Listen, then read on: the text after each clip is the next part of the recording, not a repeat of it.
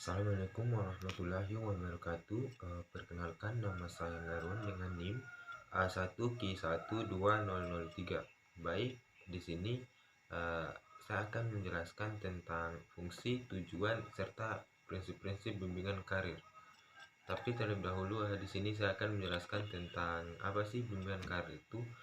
Menurut Winkel 1991, bimbingan karir ialah bimbingan dalam mempersiapkan diri untuk menghadapi dunia pekerjaan atau profesi tertentu, serta membekali diri supaya siap memangku jabatan itu dan menyesuaikan diri dengan tuntutan-tuntutan dari lapangan yang telah dimasukinya. Sedangkan menurut Nata Wijaya 1991 mengartikan bahwa bimbingan karir ialah merupakan suatu proses membentuk seseorang untuk mengerti dan menerima gambaran tentang dirinya, pribadinya, mengenai dunia kerja itu untuk akhirnya dapat memilih bidang pekerjaan, memasukinya, dan membina karir di dalam bidang tersebut. Istilah bimbingan karir sebelumnya seringkali diartikan sebagai bimbingan jabatan. Kalau disimak lebih jelasnya atau lebih mendalam, pengertian bimbingan karir dengan bimbingan jabatan mempunyai makna yang jauh berbeda serta memiliki ruang lingkup yang berbeda pula.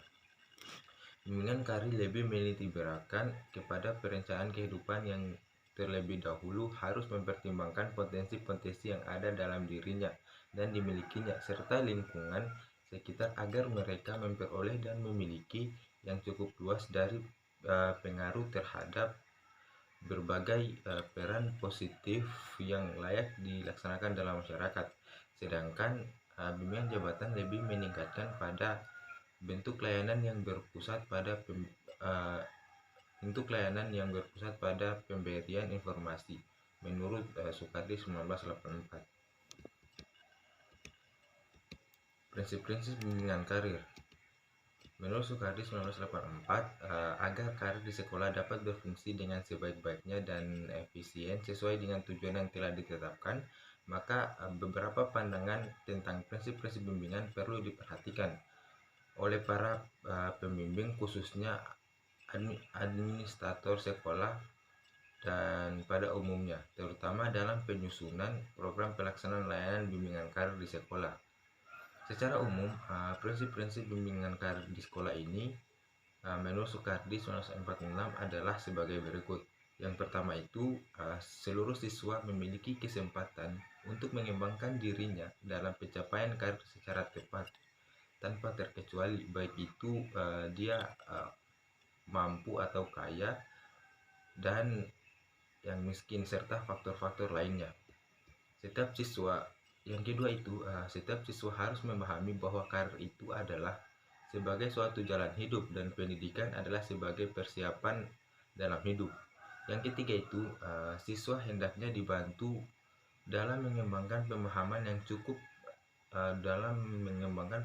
yang cukup memadai terhadap diri sendiri dan kaitannya dengan perkembangan sosial pribadi dan perencanaan pendidikan karir.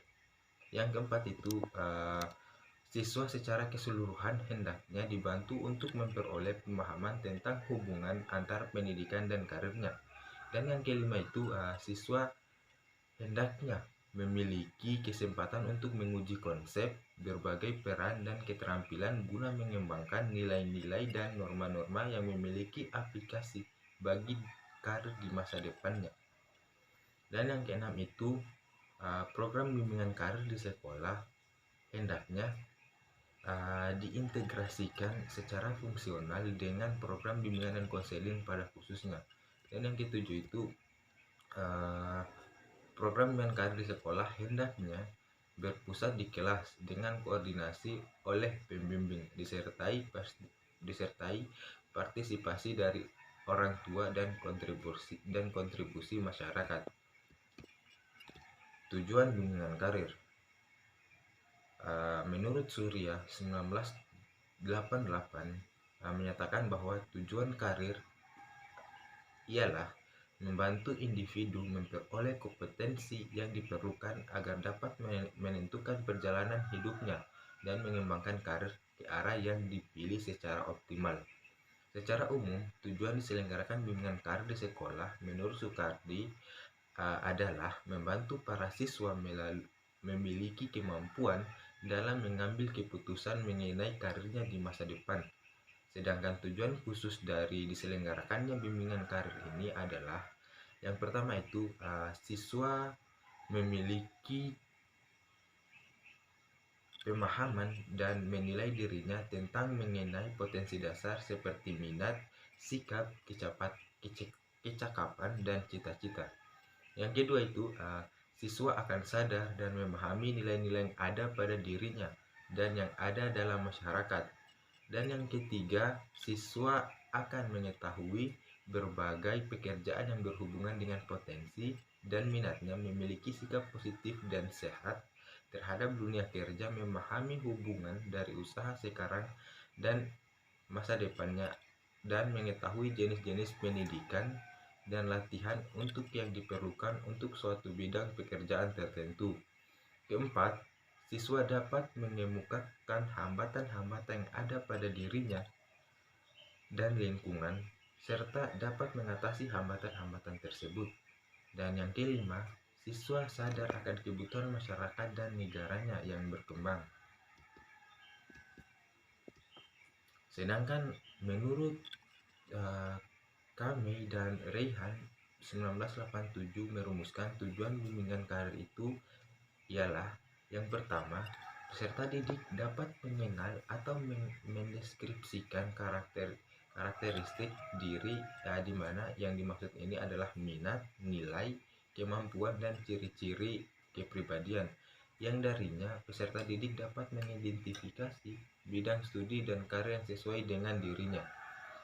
Dan yang kedua, peserta didik memperoleh pemahaman tentang berbagai hal terkait dengan dunia atau karir studinya yang akan dimasukinya, seperti tingkat kekuasaan karir yang ditawarkan, deskripsi tugas dalam berbagai bidang pekerjaan, pengaruh perkembangan teknologi terhadap bidang tertentu, kontribusi yang dapat diberikan dalam bidang pekerjaan tertentu pada masyarakat, dan tuntutan kemampuan kerja dalam bimbingan pekerjaan tertentu di masa depan. Serta yang ketiga, mampu menyesuaikan diri dalam mengimplementasikan pilihannya dan berfungsi optimal dalam karir. Yang selanjutnya, fungsi bimbingan karir. Menurut Bahtiar, bimbingan karir sebagai kesatuan proses bimbingan memiliki manfaat yang dinikmati oleh kliennya dalam mengarahkan diri dan menciptakan kemandirian dalam memilih karir yang sesuai dengan kemampuan si siswa tersebut. Adapun pentingnya bimbingan karir di sekolah adalah sebagai berikut. Yang pertama itu memberikan kemantapan pilihan penjurusan pada siswa, karena penjurusan akan mempersiapkan siswa dalam bidang pekerjaan yang kelak dia inginkan. Yang kedua, memberikan bekal pada siswa yang tidak melanjutkan sekolah untuk dapat siap kerja sesuai dengan keinginannya. Dan yang ketiga itu membantu kemandirian bagi siswa yang ingin ataupun harus belajar sambil bekerja.